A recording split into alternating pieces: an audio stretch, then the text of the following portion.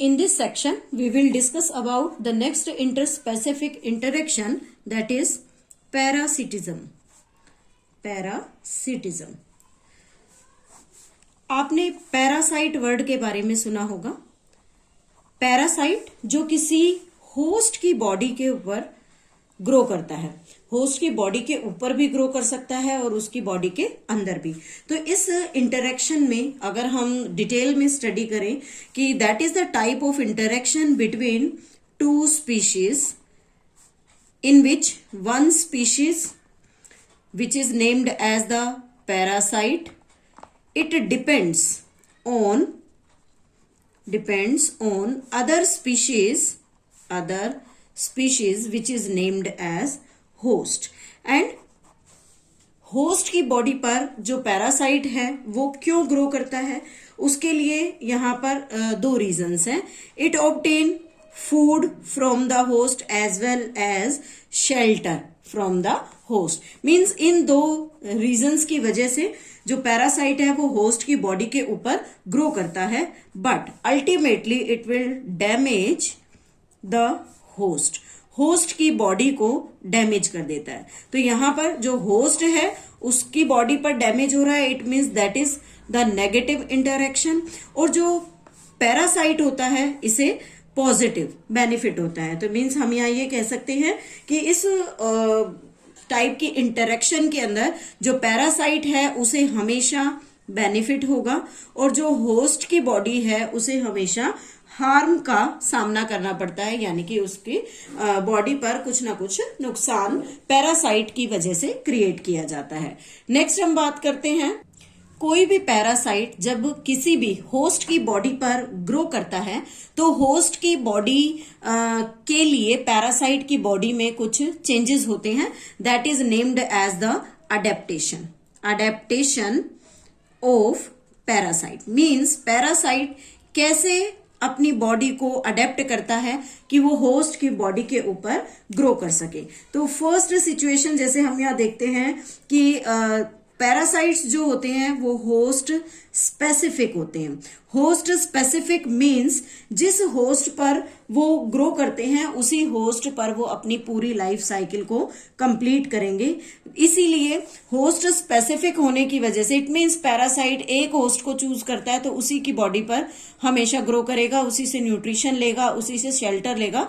वो इन दोनों चीजों के लिए अगर कोई होस्ट उसका जो स्पेसिफिक होस्ट है अगर वो प्रेजेंट नहीं है तो किसी भी दूसरे होस्ट को वो चूज नहीं करता है. इसलिए हम कहते हैं कि वो होस्ट स्पेसिफिक है. इट मीन्स जहां पर पैरासाइट और होस्ट दोनों एक दूसरे के साथ इवोल्यूशन शो करते हैं, that is named as the coevolve mechanism.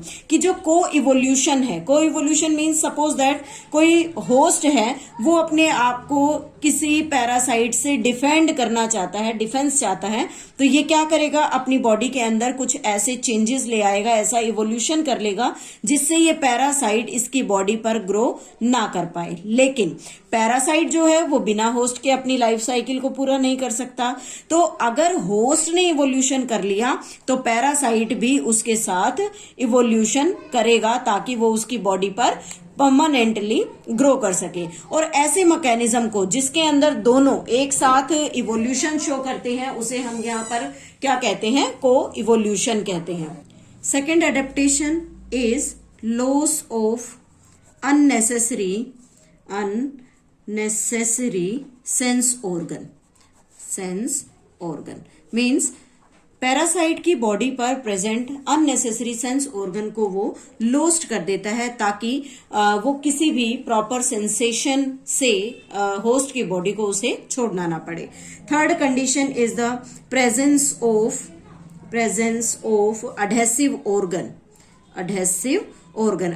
Organ means कई बार ऐसा होता है कि जो पैरासाइट है उसे होस्ट की बॉडी के साथ अटैच होना पड़ता है. तो अटैचमेंट के लिए उसके पास कुछ स्पेसिफिक ऑर्गन्स होने चाहिए, जैसे सकर हो सकता है, उसके अलावा अगर हम बात करें हुक हो सकता है, जिससे वो बॉडी ऑफ होस्ट को इजीली क्लिंग कर सके और किसी भी तरीके से होस्ट की बॉडी के साथ हमेशा अटैच रहे और उससे अपना न्यूट्रिशन डिराइव करे. Fourth adaptation is the loss of digestive system. Parasite की बॉडी का जो डाइजेस्टिव सिस्टम है वो लॉस्ट हो जाता है। क्यों लॉस्ट हो जाता है? क्योंकि वो जो फूड यूज करता है that food comes out from the body of host. Host की बॉडी से वो फूड आएगा and that food is already in the digested manner. वो पहले से डाइजेस्टेड फूड है, तो इसलिए पैरासाइट को उस फूड को डाइजेस्ट करने के लिए प्रॉपर डाइजेस्टिव सिस्टम की रिक्वायरमेंट नहीं है, इसलिए वो अपने डाइजेस्टिव सिस्टम को लॉस्ट कर देता है। And the last adaptation is high reproductive capacity. उनकी जो रिप्रोडक्टिव कैपेसिटी होती है वो काफी हाई होती है ताकि वो लार्ज नंबर ऑफ ऑर्गेनिज्म को बॉडी के अंदर या होस्ट की बॉडी के अंदर प्रोड्यूस कर सके। So these are some adaptations. Next आता है कि जब हम किसी भी पैरासाइट की लाइफ साइकिल को डिस्कस करते हैं तो हम देखते हैं कि life cycle of parasite is much more complex. Life cycle जो है वो कॉम्प्लेक्स होती है। कॉम्प्लेक्स नेचर का मतलब कि वो जिस बॉडी पर ग्रो करेगा या जिस बॉडी के साथ अटैच होकर वो फूड और शेल्टर को ऑब्टेन करेगा, that body is of host. और होस्ट जो होते हैं वो 2 भी हो सकते हैं, 1 भी हो सकता है और 2 भी हो सकता है। इट मीन्स 1 होस्ट अगर है तो उसे बोलते हैं मोनोजेनेटिक। मोनोजेनेटिक एक ही टाइप का होस्ट है, और 2 होस्ट होते हैं तो उसे डाइजेनेटिक होस्ट का नाम देते हैं। मीन्स ऐसे ऑर्गेनिजम्स जो होस्ट की बॉडी तक पैरासाइट को ट्रांसफर करने में हेल्प करते हैं, उस कंडीशन में हम देखते हैं कि इंटरमीडिएट होस्ट वहां पर प्रेजेंट होते हैं। जैसे एक छोटा सा एग्जांपल अगर हम ले मॉस्किटो का और प्लाज्मोडियम। प्लाज्मोडियम क्या है यहाँ पर? Plasmodium is a malarial parasite, एक मलेरियल पैरासाइट है। लेकिन ये मलेरियल पैरासाइट डायरेक्टली ह्यूमन की बॉडी में नहीं जा सकता। देन व्हाट विल हैपन कि पहले ये प्लाज्मोडियम सबसे पहले यहां से निकलकर मॉस्किटो की बॉडी में एंटर करेगा and then mosquito when bites the human, तो ये बाइट से ह्यूमन की बॉडी में आया। इट मीन्स इसके लाइफ साइकिल के कुछ स्टेप मॉस्किटो की बॉडी में और रिमेनिंग स्टेप ह्यूमन की बॉडी में होती है। जैसे प्लाज्मोडियम का जो सेक्सुअल स्टेज होता है लाइफ साइकिल का वो मॉस्किटो की बॉडी में होगा, और जो एसेक्सुअल स्टेज होती है वो ह्यूमन की बॉडी के अंदर होती है। तो यहाँ पर जो मॉस्किटो है इसे हम इंटरमीडिएट होस्ट कह सकते हैं। इंटरमीडिएट होस्ट मीन्स इस होस्ट की हेल्प से, इस वेक्टर की हेल्प से ये अपने कॉजेटिव एजेंट को ह्यूमन की बॉडी के अंदर ट्रांसफर करेगा। सेकेंड एग्जाम्पल लेते हैं इसका ह्यूमन लिवर फ्लूक का। ह्यूमन लिवर फ्लूक, ह्यूमन का जो ह्यूमन लिवर फ्लूक जो पैरासाइट है जिसे हम फैसियोला हिपैटिका भी कहते हैं, दिस इज फैसियोला हिपैटिका। इस फैसियोला हिपैटिका का मेन इन्फेक्शन लिवर के अंदर देखा जाता है। तो यहाँ पर ये किस तरीके इन्फेक्ट करता है किसी भी होस्ट को, तो उसमें हम क्या देखते हैं कि लिवर फ्लूक के लिए स्नेल एंड फिश 2 होस्ट हैं, और इन होस्ट में जाकर ये अपनी लाइफ साइकिल को कंप्लीट करता है। Then the life cycle get completed into the 2 host, one is the snail and another one is the fish. So these are the 2 different examples of the parasites. Now next हम बात करते हैं कि जब भी कोई पैरासाइट होस्ट की body पर ग्रो करता है, when grow on the host body, then what type of harm caused in the host body, host की बॉडी में हार्मिंग सिचुएशंस किस तरीके से आती हैं। तो फर्स्ट अगर हम बात करें होस्ट को हार्म सिचुएशन के बारे में, तो ये क्या करेगा? रिड्यूसिंग द सर्वाइवल, होस्ट का जो सर्वाइवल है उसको नुकसान पहुंचाता है, उसके सर्वाइवल में प्रॉब्लम क्रिएट करता है। सेकंड, उसकी ग्रोथ को रिड्यूस कर देगा। ग्रोथ मतलब उसके प्रॉपर न्यूट्रिशन डिराइव नहीं करने देगा, प्रॉपरली वो ग्रो नहीं कर पाएगा। और थर्ड सिचुएशन में reproduction of the host, host का जो रिप्रोडक्शन है उसे कम कर देता है। तो रिप्रोडक्शन को इसने अफेक्ट कर दिया, ग्रोथ को अफेक्ट करा, देन सर्वाइवल को अफेक्ट किया। इट मीन्स अल्टीमेटली रिजल्ट क्या होगा? Reduction in population density, population density कम हो जाएगी। क्यों हो गई पॉपुलेशन डेंसिटी कम? क्योंकि उसने उसे फिजिकली वीक बना दिया, और फिजिकली वीक अगर वो होगा तो प्रॉपर ग्रोथ नहीं करेगा, सर्वाइवल नहीं होगा, देन उसका इफेक्ट क्या होगा कि रिप्रोडक्शन रेट जो है वो कम हो जाएगा, and this reduction in the reproduction rate ultimately Leeds into the decrease in the population density. तो इस तरह से जो पैरासाइट है वो होस्ट को नुकसान पहुंचाता है। Next is the types of parasite. दो तरह के पैरासाइट्स होते हैं, one is ectoparasite and another one is endoparasite. Endoparasite simple है ये चीजें, लोअर क्लासेस में भी हम स्टडी कर चुके हैं। Ectoparasite which live on the body of host, जो बॉडी ऑफ होस्ट यानी कि होस्ट की बॉडी के ऊपर ऑन द बॉडी रहता है, उसे हम यहाँ पर एक्टोपैरासाइट कहते हैं। जैसे एग्जाम्पल में अगर हम बात करें तो टेप वर्म है, sorry not tapeworm, this is cuscuta, copepods fishes के ऊपर ग्रो करता है।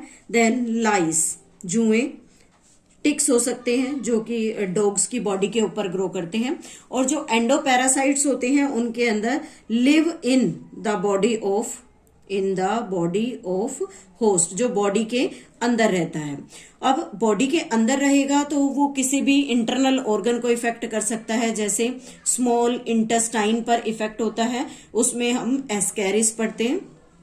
एस्कैरिस, लिवर पर इफेक्ट देखते हैं तो लिवर फ्लूक का नाम सामने आता है, लिवर फ्लूक। उसके अलावा अगर आरबीसीज पर देखें, आरबीसीज पर उसी के साथ लिवर को भी अगर देखें तो इस पे प्लाज्मोडियम जो है, प्लाज्मोडियम ये इन्फेक्ट करता है। तो यहां पर ये डिफरेंशिएशन हम कह सकते हैं एक्टो और एंडोपैरासाइट के अंदर। And the last thing, most important thing is that brood parasitism एक ऐसा फिनोमिना है जिसमें एक वन ऑर्गेनिज्म जिसे हम यहाँ पर पैरासाइट कहेंगे, that parasite lay eggs in nest of other organism, दूसरे ऑर्गेनिज्म के, यानी कि दूसरा ऑर्गेनिज्म यहाँ पर होस्ट होगा, उस होस्ट के नेस्ट में अपने एग्स को ले करता है। और ये जो एग्जाम्पल है जनरली हमें कोयल एंड क्रो के बीच में दिखाई देता है। कोयल जो होती है वो अपने एग्स को हमेशा क्रो के नेस्ट में रख देती है, then crow helps in the incubation. Why the crow not reject the coil's egg? Because the eggs of the coil as well as the crow are similar in their shape, size and structure. उनका जो size, shape और structure होता है वो एकदम similar होता है, इसलिए कोई क्रो जो है वो पहचान नहीं पाता कि जो एग्स उसके नेस्ट में प्रेजेंट हैं वो कोयल के हैं या क्रो के, और इसी डिफरेंशिएशन के ना होने की वजह से क्रो जो है वो कोयल के एग्स को कंटिन्यूअसली इंक्यूबेट करता रहता है, which results into the hatching and the young one comes out of it, and that special phenomena is known as the brood parasitism. So this is all about the parasitism. In the next video we will discuss about the next type of interaction, competition.